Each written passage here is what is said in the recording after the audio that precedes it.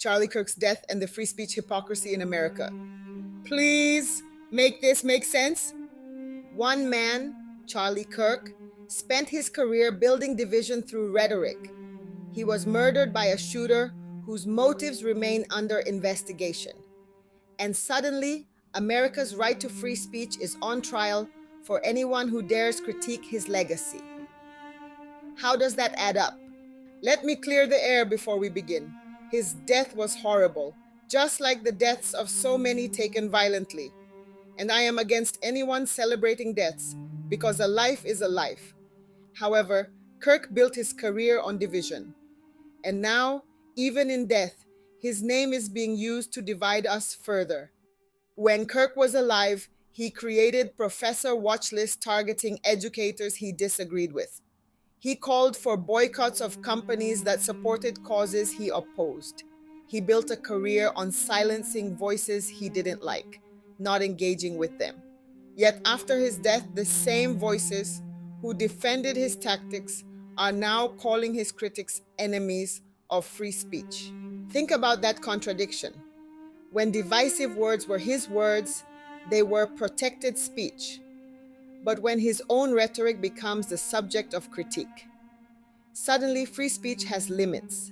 Suddenly people are being fired from jobs, suspended from schools, and facing investigations for social media posts critical of Kirk or his legacy. Welcome to Burden of History, where truth isn't just told, it's restored. If you're new here, welcome. If you're returning, thank you. And if you're not subscribed yet, please consider hitting that button so we can keep history accurate together. This is the reverse of the First Amendment. Free speech for some, silence for others. We saw it when Kirk and others made divisive statements. They were protected, platformed, and paid. Now, people pointing out the contradictions in his legacy are the ones facing consequences. Teachers have been fired, students suspended, military personnel investigated, all for expressing views about Kirk's death or legacy that some found offensive.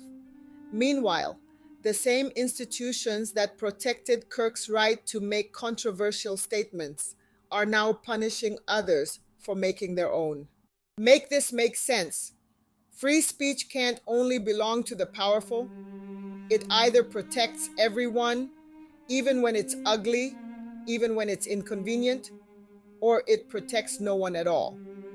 And here's the truth. Silencing critique won't erase the contradictions in Kirk's legacy. It only proves that his death is being used to do exactly what his life was built on, controlling the narrative, dividing Americans, and rewriting history in real time.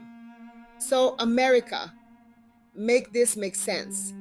Because the First Amendment doesn't bend for convenience, and history doesn't bend for politics. Thank you for walking this journey with me.